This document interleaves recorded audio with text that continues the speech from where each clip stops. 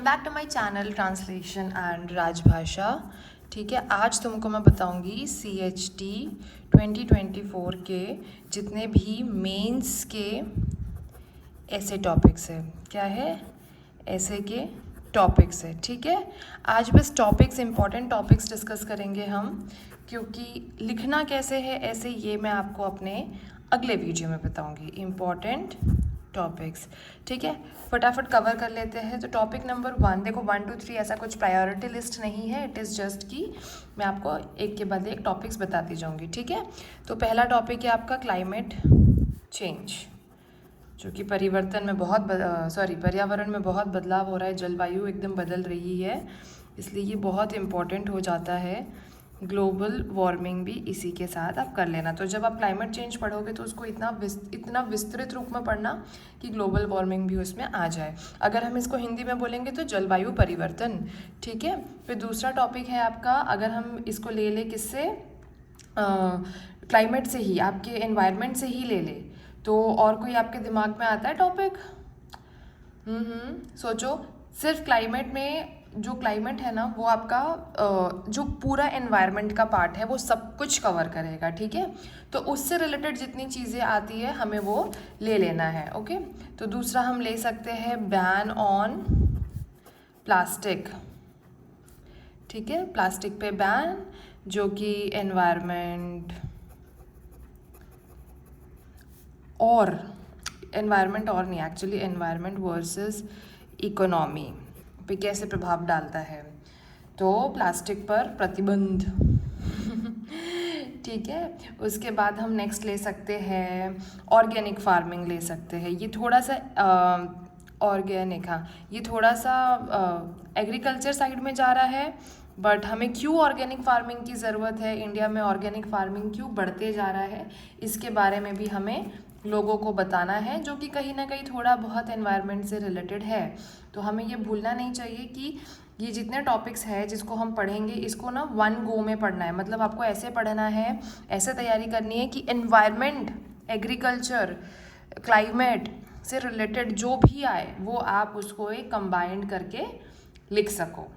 ठीक है, इसके बाद हम आ जाते हैं नेक्स्ट, इंडिया। तो इंडिया की बात आती है तो मेक इन इंडिया एक बहुत ही बड़ा टॉपिक है, बहुत ही ज़्यादा चर्चित टॉपिक है। ठीक है, तो मेक इन इंडिया की शुरुआत कब हुई और अभी उस कौन से स्तर पे है मेक इन इंडिया वाला प्रोजेक्ट, ये सारी चीज़ों के बारे में हमको बताना पड़ेगा। ठीक है, तो मेक इन इंडिया के बाद आ जाता है डिजिटल इंडिया। डिजिटल इंडिया में मतलब कि किस तरीके से जो करेंसी है, कैश था, वो अभी डिजिटली चेंज हो गया है। इसकी शुरुआत कब हुई, अभी कैसा चल रहा है, इसके पॉजिटिव इम्पैक्ट्स क्या है, इसके नेगेटिव इम्पैक्ट्स क्या है, फ्रॉड्स, इन सारी चीज़ों के बारे में डिजिटल इंडिया में लिखना है।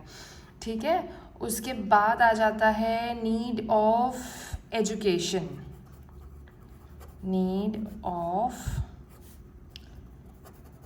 Education in our modern world। ठीक है, need of education in modern world. Okay, तो उसके बाद अब तुम्हें लग रहा होगा कि एजुकेशन का टॉपिक मैंने इंडिया में क्यों घुसा दिया, क्योंकि इस एजुकेशन को आपको कनेक्ट करवाना है इंडिया से। मॉडर्न वर्ल्ड से पूरी दुनिया तो है ही, बट उसमें इंडिया पे मेन फोकस रहेगा। ठीक है, उसके बाद आ जाता है हमारा सेल्फ रिलायंट इंडिया, या फिर हम इसको लिख सकते हैं आत्मनिर्भर भारत। देखो, इंडिया के बारे में जितनी भी चीज़ें हैं ना वो आपको कंप्लीट करनी पड़ेगी। मतलब एक साथ आप करोगे तो आपका बहुत अच्छे से तैयारी, जो आपकी तैयारी है ना वो बहुत अच्छे से हो जाएगी। ठीक है, उसके बाद हम ले लेते हैं tourism in India. Tourism in India ये थोड़ा सा हट के टॉपिक है, इनके साथ आप नहीं बिठा सकते, बट या टूरिज़्म, भारत में हमारा टूरिज़्म कैसा है। फिर डाइवर्सिटी इन इक्वालिटी, ये हमारे देश की खासियत है। सॉरी, इक्वालिटी इन, ऐसा ही कुछ है, diversity in equality, equality in diversity. हे भगवान, मैं क्यों कंफ्यूज हो रही हूँ, देख लेना। ठीक है, ये टॉपिक तुम्हें मतलब समझ में आ गया है। Okay, diversity in equality, equality in diversity. Equality in diversity है रे, सुबह सुबह मेरा दिमाग भी काम नहीं कर रहा है, ऑफिस निकलना है इसलिए। ठीक है, इक्वालिटी इन डाइवर्सिटी। ओके, उसके बाद हम ले सकते हैं द रोल ऑफ डेमोक्रेसी। चूँकि इंडिया सबसे बड़ा डेमोक्रेटिक कंट्री है, तो द रोल ऑफ डेमोक्रेसी। फिर आ जाएगा आपका 11th नंबर। अब मुझे इंडिया से रिलेटेड कुछ और भी याद आता है तो मैं आपको बताती हूँ। अच्छा हाँ, एक हम ले सकते हैं माल न्यूट्रिशन इन इंडिया, भारत में कुपोषण। ये सारे टॉपिक्स आपके इंग्लिश और हिंदी सबके लिए काम आएंगे। ठीक है, ऐसा नहीं है कि इंग्लिश ऐसे की टॉपिक है बस। इसके बाद और एक ले सकते हैं वन नेशन वन इलेक्शन। इस टॉपिक को मैंने लास्ट टाइम इतना ज़्यादा तैयार किया था क्योंकि तब इलेक्शंस आने वाले थे। One nation one election. ठीक है, इतना हो गया आपका किससे रिलेटेड, इंडिया से रिलेटेड हो गया। अब अपन आगे बढ़ते हैं किस पे, हम आगे बढ़ेंगे अब हमारे नेक्स्ट टॉपिक एजुकेशन पे।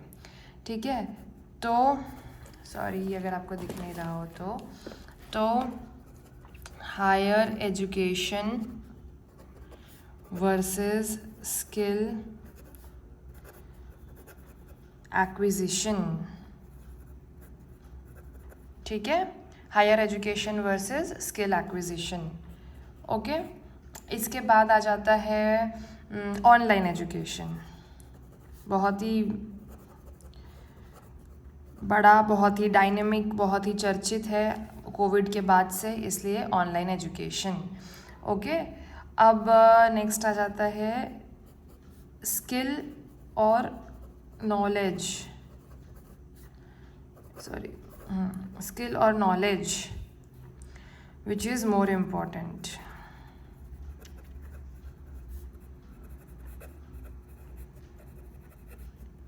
Which is more important. और हम ले सकते हैं न्यू एजुकेशन पॉलिसी। ये थोड़ा पीछे हो गया है लेकिन फिर भी न्यू एजुकेशन पॉलिसी आज भी इम्पॉर्टेंट है और पूछा जा सकता है। ठीक है, new education policy is still important क्योंकि चल रहा है, ये भी पायलट प्रोजेक्ट पे है, ऐसा तो नहीं कह सकते, बट ठीक है, ये है इम्पॉर्टेंट। ओके, तो ये हो गया आपकी किससे रिलेटेड, एजुकेशन से रिलेटेड। एक इसमें डाल सकते हैं वुमेन एजुकेशन, लेकिन वुमेन एजुकेशन जो हम डालेंगे इसको हम कंबाइन करेंगे वुमेन वाले टॉपिक के साथ। ठीक है, जिसमें आ जाएगा फेमिनिज्म या फिर वुमेन एम्पावरमेंट।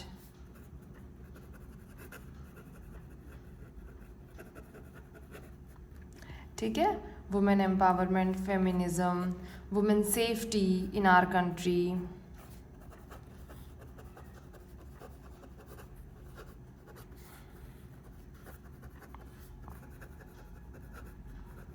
क्योंकि अभी वुमेन सेफ्टी एक बहुत बड़ा कंसर्न है, राइट। तो ये हो गया।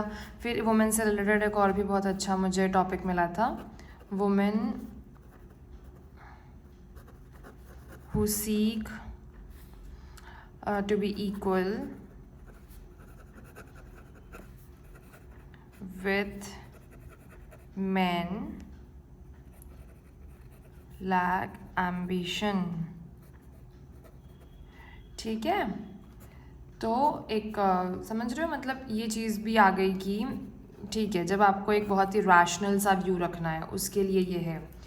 ओके, तो फिर एजुकेशन से, क्लाइमेट से रिलेटेड हो गया, डिजिटल इंडिया से रिलेटेड हो गया, फिर one nation one election education से रिलेटेड हो गया, वुमेन से रिलेटेड हो गया। ठीक है, इसके बाद हम ले लेंगे कि क्या कुछ जनरल टॉपिक्स, जैसे कि आ जाता है आपका आर्टिफिशियल इंटेलिजेंस। ठीक है, आर्टिफिशियल इंटेलिजेंस बहुत ही बढ़ रहा है, बहुत मामलों में बहुत अच्छा है, पर कुछ मामलों में ख़तरनाक है। तो वो ख़तरनाक कैसे है, ये बात हमको, हमारे दोनों पक्षी हमें अपने ऐसे में रखने हैं। ठीक है, सोशल मीडिया बहुत ही कॉमन टॉपिक है, पहले भी पूछा गया है। सोशल मीडिया बोन और बेन, ठीक है। और फिर हम ले सकते हैं हेल्थ इज़ वेल्थ। कोविड के बाद से इस टॉपिक पे भी काफ़ी एम्फिसाइज किया जा रहा है भाई, हेल्थ इज़ वेल्थ, इसमें कोई शक नहीं है। ओके, फिर हम ले सकते हैं ग्लोबलाइजेशन 24। ओके, और इसके अलावा हम ले सकते हैं एक टॉपिक इंडिया के रिलेवेंट में ऊपर छूट गया था, वो था इंडियाज़ स्पेस प्रोग्राम,